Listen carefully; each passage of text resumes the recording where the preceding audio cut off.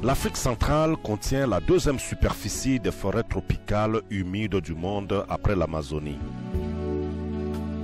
Plus de 80 millions de personnes vivent dans cette région forestière et dépendent de sa richesse et d'autres ressources biotiques pour leurs moyens de subsistance et leur développement économique. Les forêts d'Afrique centrale constituent le bassin versant du fleuve Congo, un bassin d'importance locale, régionale et mondiale. La forêt, cette ressource naturelle indispensable à la vie de l'homme, est soumise à de nombreuses menaces. L'agriculture itinérante surbrûlée, la collecte non contrôlée des bois, la production de charbon de bois et le braconnage.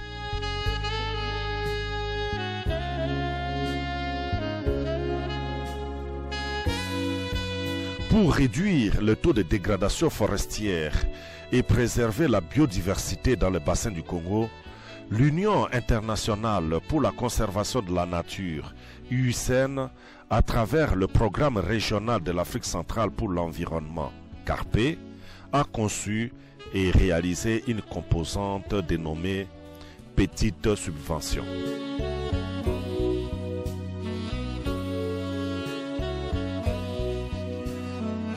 La petite subvention, c'est un élément clé dans le renforcement de la capacité de la société civile dans les différents pays, surtout en RDC, parce que selon notre politique, la société civile doit jouer un rôle capital dans la gestion des ressources naturelles dans les différents pays, surtout en Afrique centrale, où CARPE est vraiment très impliqué.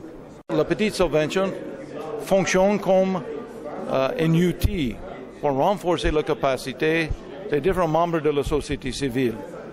Et dans ce cadre-là, ils sont en train d'améliorer, avec leurs inputs respectifs, la politique, la législation et les actions sur le terrain pour gérer les ressources naturelles.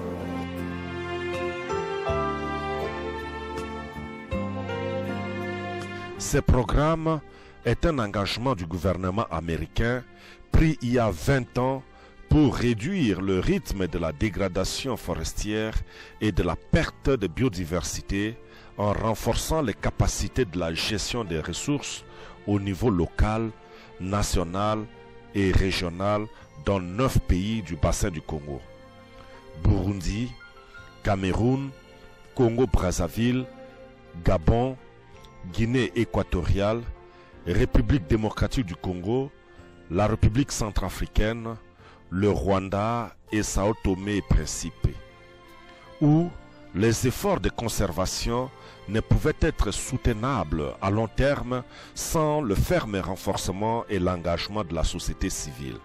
Mais, pour que la société civile accède à ces programmes de petites subventions, il y a des procédures à suivre.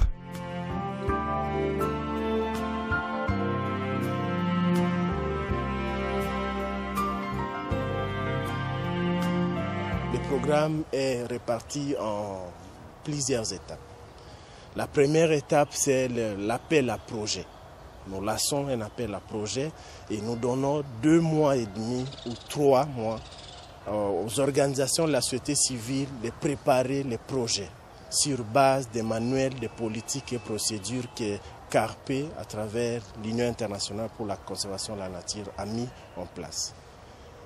Et de cette période découle également une période d'échange pour les organisations de la société civile qui n'ont pas de compétences requises pour la conception des projets. Alors, les organisations de la société civile élaborent les projets sur base de thèmes ou de domaines qui sont retenus chaque année. Dès qu'ils ont terminé à rédiger les propositions, ils nous les envoient à la date, à la période qui est fixée. Et dans notre niveau, nous passons à la deuxième étape qui est l'organisation du comité national de sélection des projets. Le comité national est multidisciplinaire et multipartenaire. C'est notamment tous nos partenaires qui sont sur terrain, comme les ONG internationales de conservation, les institutions, le ministère de l'Environnement, la société civile, viennent maintenant pour la présélection au niveau national. Après la présélection, nous envoyons les projets qui sont retenus, que nous pensons utiles pour soutenir la conservation de notre pays. Nous envoyons au comité sous-régional de sélection. Mais ce qui est important pour nous, c'est les résultats du comité régional de sélection. C'est-à-dire que le comité régional va sélectionner, par exemple pour notre pays, 4 projets, 4 organisations qui vont exécuter les projets. Ils nous envoient les noms, les contrats et les documents de projet, le budget qui est validé pour l'exécution des activités sur terrain. De là, nous organisons ce qu'on appelle la cérémonie de remise officielle des chèques aux ONG qui ont bénéficié des subventions pour l'année en cours. Et puis ça, directement après la remise des chèques et signature des contrats, c'est la mise en œuvre du projet. Nous avons introduit un projet chez Carpe pour obtenir le financement. Alors ce projet-là portait sur l'élevage des chèvres comme alternative à la chasse et à la commercialisation de la viande de brousse dans le territoire de Djolou, paysage Maringa Lopori-Wamba. Le projet consistait à atténuer la pression humaine sur la ressource faune dans le territoire de Djolou par la valorisation des protéines animales axée sur le développement de l'élevage comme activité économique alternative à la chasse et à la commercialisation de la viande de brousse. En décembre 2011, le gouvernement de la République démocratique du Congo a lancé la campagne de reboisement dénommée « Une parcelle, un arbre ».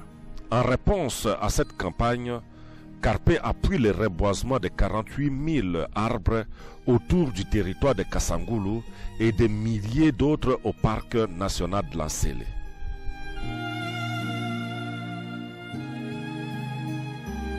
Aujourd'hui, suite à la situation de déforestation accélérée que connaît Kassangoulou, suite due à la production de braise, nous avons pensé qu'il serait souhaitable de pouvoir initier ce projet pour aider la population de Kassangoulou. Tout d'abord, à résoudre les problèmes de la pauvreté qui se pose à Kassangoulou par l'agroforesterie, c'est-à-dire les aider à planter les arbres et avec les arbres tels que les acacias, leur permettre de pouvoir accroître leurs revenus. Esengo moko monene papa po nzete wana ndenge nalandaki na formation eza na makambo ebele donc ndenge natia ngo ndenge wana na komona déjà avenir ya esika na ngai ya ferme na ngai ta nga na kotia banzete oyo ebele.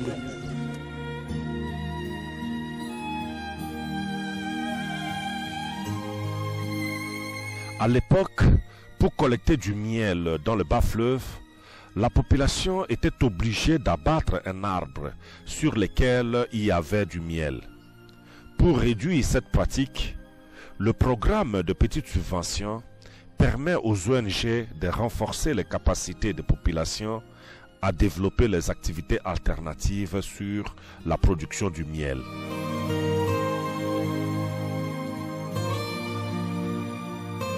C'est un projet de renforcement des capacités des petites et moyennes entreprises qui sont engagées dans les produits forestiers non lignés et nous avons retenu le miel.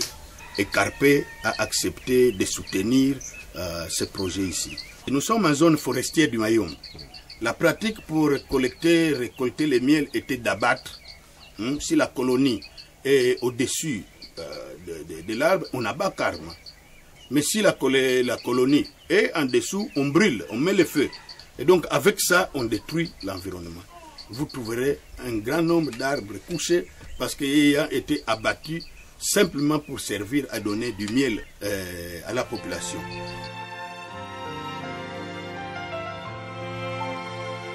On a une formation na Kikalu, le Papa John. Alors, moi, je suis un pêcheur riche, na boîte de capture. Bon. Maintenant, tant que je suis parce que je suis peut-être que ça lui n'est. Elle me bat la formation, parce que je suis na boîte de capture. Mais je suis que ça le transfert. Alors, tant que je suis au mois de juillet, métal, non? Bani aussi, elle est devant quoi que ça là-bas, on a riche. Il y a un peu de bac.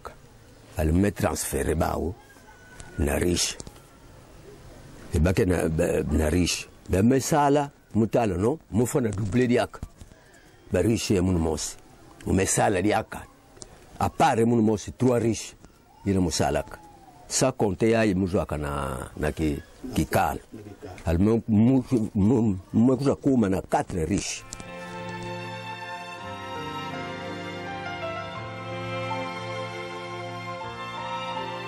Au formation, il y a bien. Il y a bien, tout ça qui nous formé, mais il y a une formation, c'est qu'on a les autres dans ça, la bisomoko. Pour les bosons, on a mal à banga, babé. Mais les autres, on a minanga. Bon, récolte, d'après formateur, alors il y a des trop précoce, mais on a insisté, il y a un peu ça, na zwambongo. Nous ça la récolte, qui dit 11 litres, qui dit litres, nous avons qui réserve pour notre dako. Nous avons $50. Nous avons changé, on a fait en Congolais, ça 45 000. Nous avons 3 tolles, il y a 3 mètres et 27 000. Nous avons fait là, nous avons baya moko pona bakisa ba riche ndambwana bana bana kutumisa nerval papa bango azaki na mwambongo tengana edaki ngana futa nerval bana.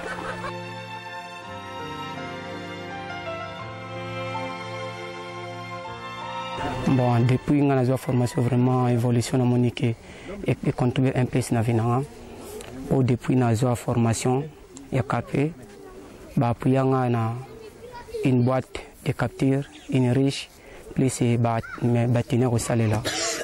Mais depuis là, on a formé fort, on a 9 riches, 3 riches opérationnels, plus 2 boîtes de capture aux opérationnels. Récolte, on a récolté 5 litres. Récolte, on a ça là. Moi, on a fait pour l'intervention. Je suis salarié Ernie. Quand année 2011, moi 5 litres et contribué à la santé à moi.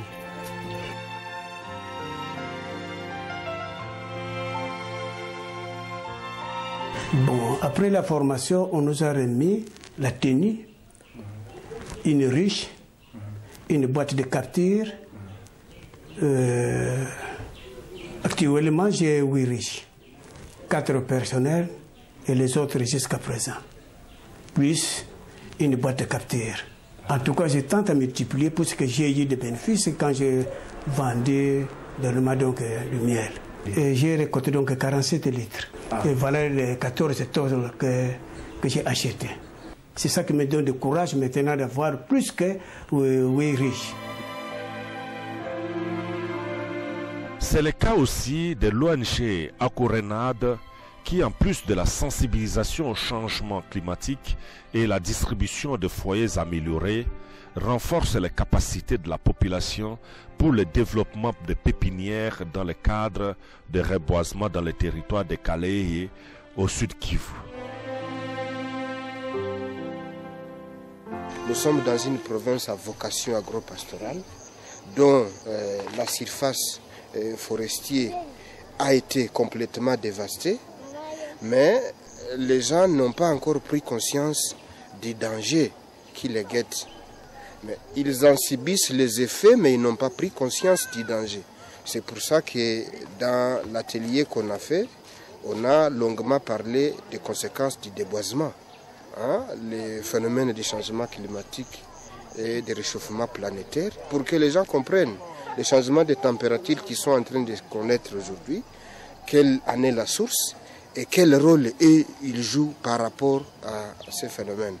Donc, on essaie de sensibiliser les gens pour qu'ils puissent comprendre qu'ils doivent reboiser.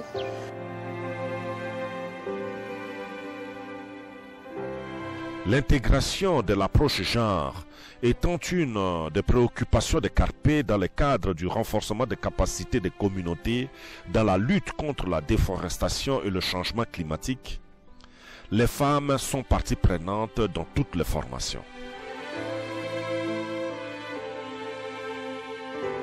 Isha formation ni ya muhimu sasa tujulishe wengine na kuwaonyesha kazi ambazo tutakazozifanya zaidi kwa kupanda miti na kuweza kuwakataza wale wenye kuharibu mazingira zaidi kwa kukata miti, wenye kuitumikisha kwa kutengeneza matofali na wengine wenye kuchoma makaa.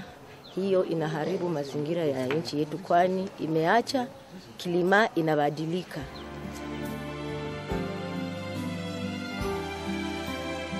Ce programme de petites subventions a permis d'élaborer des textes juridiques en matière environnementale. Le code forestier, la loi forestière de la République démocratique du Congo peut être lu en langue locale grâce à ce programme.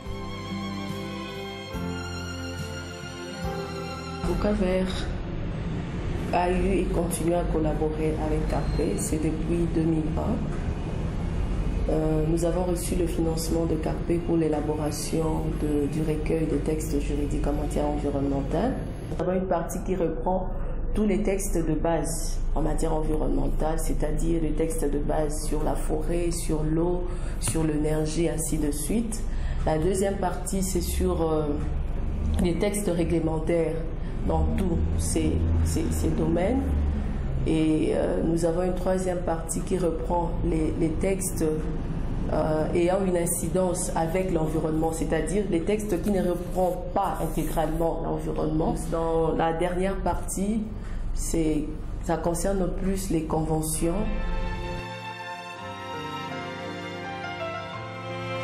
Je crois que nous pouvons inventorier 6 à 7 mesures qui ont été élaborées grâce à l'apport du Carpe.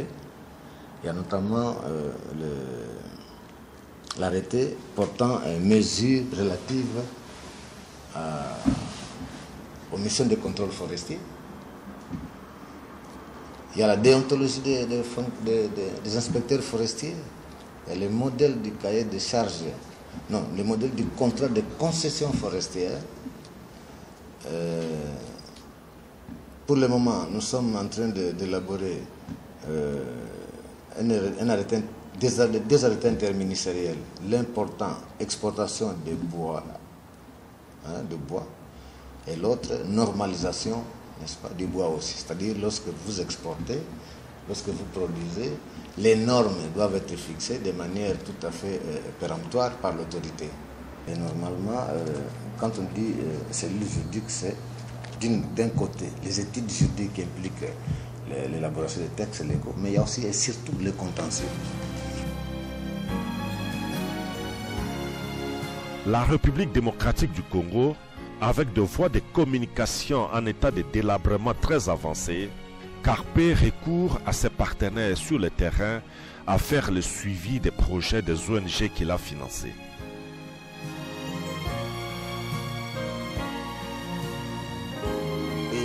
Souvent, pour atteindre les points reculés, ce n'est pas évident. On a des difficultés là.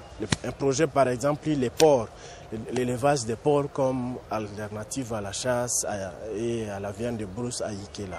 Mais pour arriver à Ikela, il faut commencer d'abord soit par Kisangani, de là prendre la moto, 2 jours pour arriver à Ikela. Soit par Mbandaka, on atterrit quelque part pour prendre la moto, 2 jours pour arriver à Ikela. Vous voyez, c'est peut-être le problème d'abord d'accès à la zone ou au site d'exécution du projet.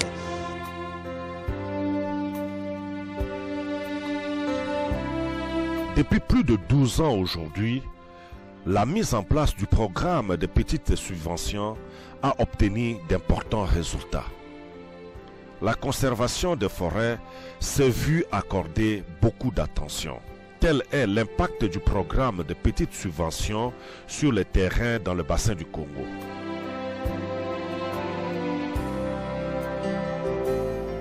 Je je vois l'impact à plusieurs niveaux. D'abord au niveau des ONG. Il est important de faire participer les différents acteurs à la démarche de la conservation. Le moment où effectivement il y a un maître qui dit que la conduite à tenir n'est plus là, il faut maintenant qu'on apprenne, qu'on donne la canne à nos ONG pour leur apprendre à pêcher. Et c'est le cas. Ça, c'est le premier impact qui est assez important. Le second impact, c'est au niveau des populations sur le terrain. La majorité des ONG qui ont reçu des financements, c'est des financements qui contribuent de façon positive à la conservation. Je prends un exemple simple. Dans le landscape, il y a un fort taux de braconnage. Et il est important de développer des actions alternatives. Des projets, par exemple, pour mettre à disposition des populations des protéines autres que les protéines animales. Par exemple, aider à l'élevage, aider à la pêche. Ça, ce sont des actions qui contribuent fortement à détourner les populations de la chasse illégale et du braconnage.